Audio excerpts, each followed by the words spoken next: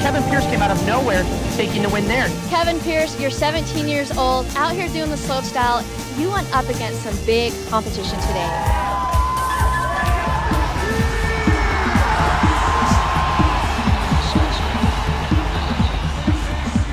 He's making so much money. He's making like 100 G's or something like that.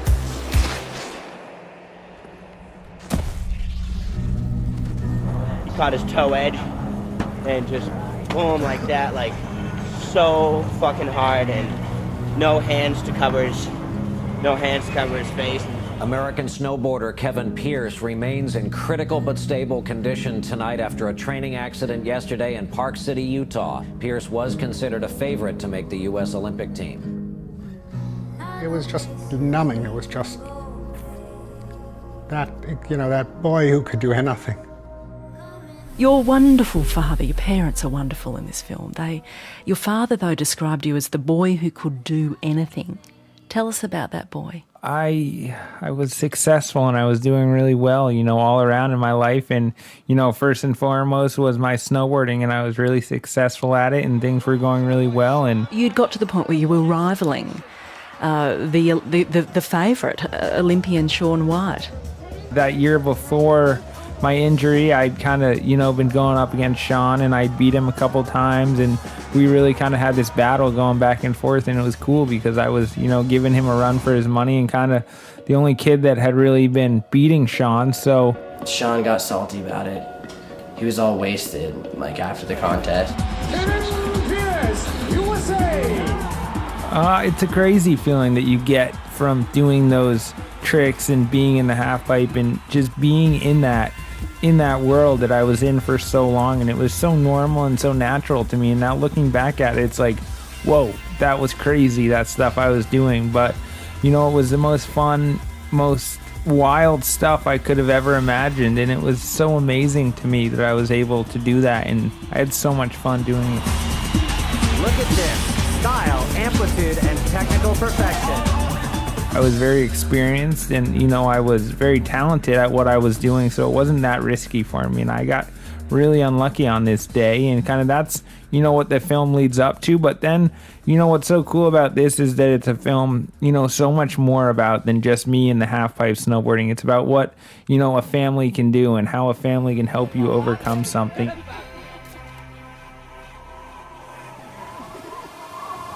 So me and Kevin do like a little rock, paper, scissors shoot.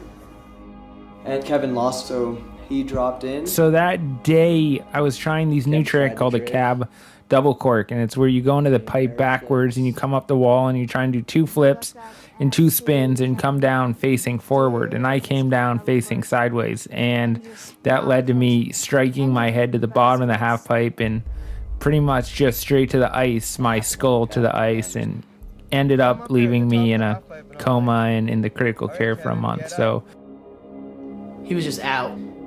You know, he was blood coming out of his mouth, his nose. Kevin is just like shaking, like when you pull a fish out of water. So we all just started talking to him. Stay with us, Kevin. We're here. It's gonna be all right. We had to like put a tube down his throat so he could breathe because he wasn't breathing on his own. My brain was so injured, and, you know, I think that's, you know, a huge piece of this is to show people that, you know, if you do injure your brain or if you do injure something, that you can recover from it, and it can be healed if you do the right things and take the right steps. The thing about brain injuries, and I've interviewed many people who have experienced traumatic brain injuries over the years, is that once you make a kind of visible recovery, it's all still going on inside, and people wouldn't know. They don't understand why you might be impulsive or why you might experience mood swings in public. They just think you've got a rotten personality. You were part of a really tight-knit group of friends. Friends is in fact what you called the group, FRENDS, of guys who were doing the whole snowboarding circuit. How did they respond to your recovery? Yeah, you know, that's been a huge piece, and I haven't, you know, got to spread that message too much about the whole Friends crew and, you know, the snowboarding community. And I think it's a great representation of how amazing the snowboarding community is and how amazing my group of friends are because of what they've done for me and how they've been there to support me to recover from this. And kind of everything they've done, you know, from helping me, from not allowing me to drink and not letting me go out and making sure I do the right things every single day.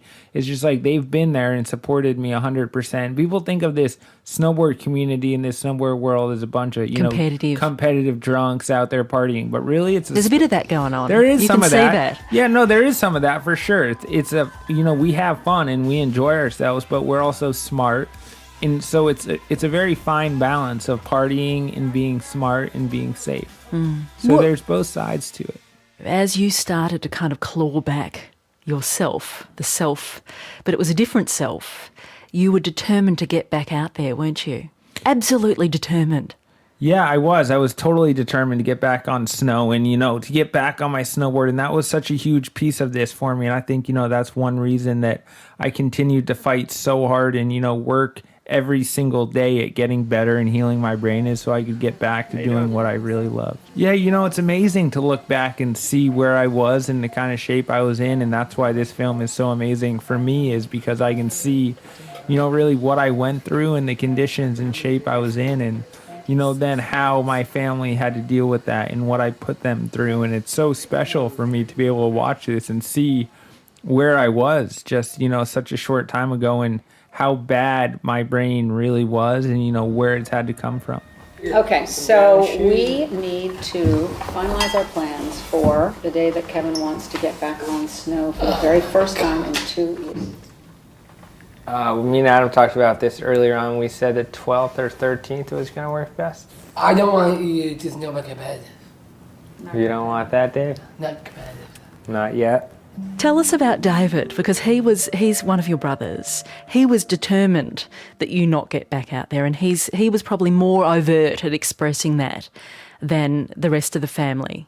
Yeah, David is amazing. David's my brother. I have 3 older brothers, and I'm the youngest, and David's just older than me, and he has Down syndrome, and he is the most special, most precious, amazing brother I could ever imagine. And, it was so hard for him to see and have to deal with me getting back on snow just because of how much this has affected him, along with the whole family. But it really hit Dave especially hard. And, it's amazing for me to see in this film really how this affected him. David, he looks at pictures of you from when you first got hurt that he has on his computer, and he watches videos, and I think he gets... Makes me cry. It makes me depressed and cry.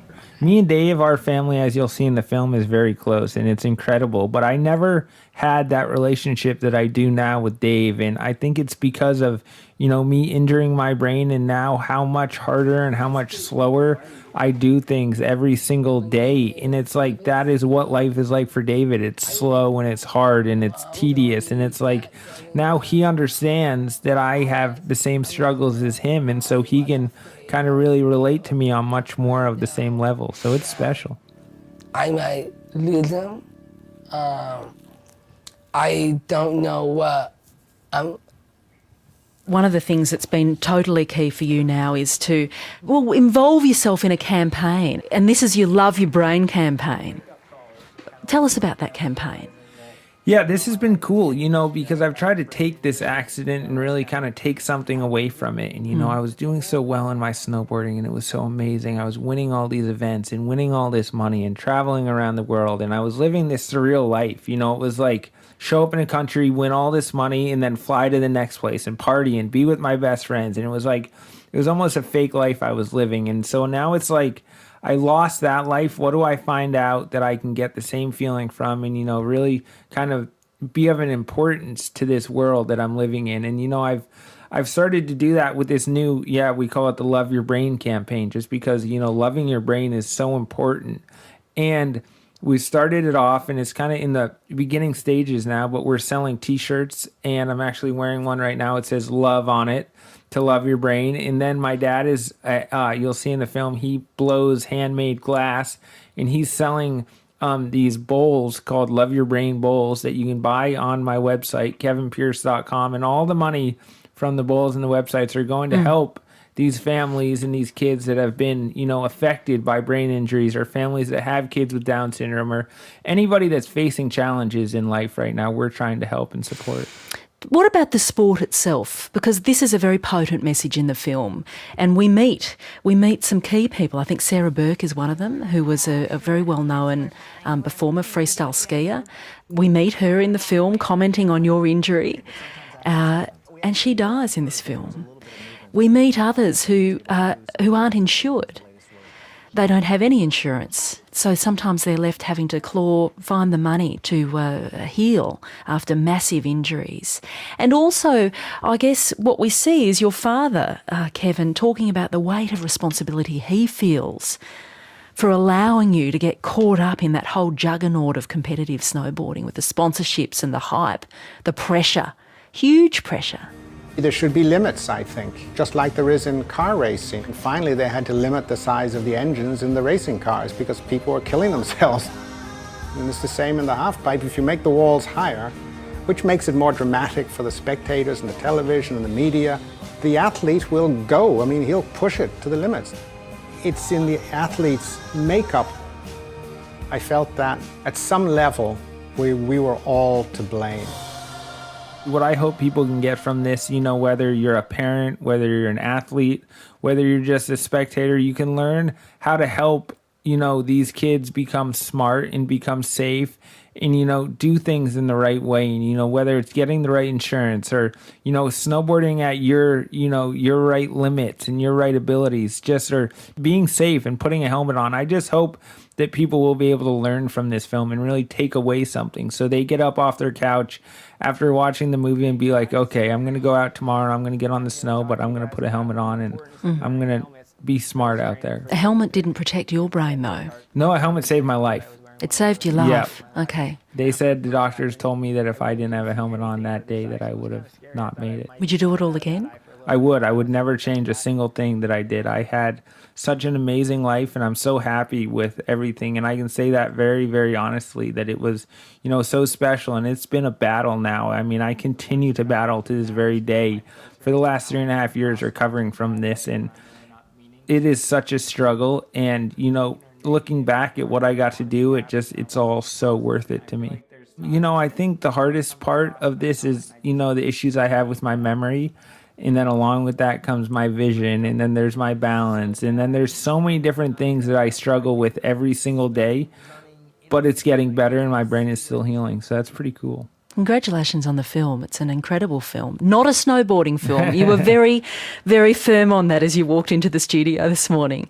I'm really grateful for you coming into the studios today, and good luck with the screenings here in Australia this week. Thank you. I'm so happy to be here. I love you guys. It's an amazing place.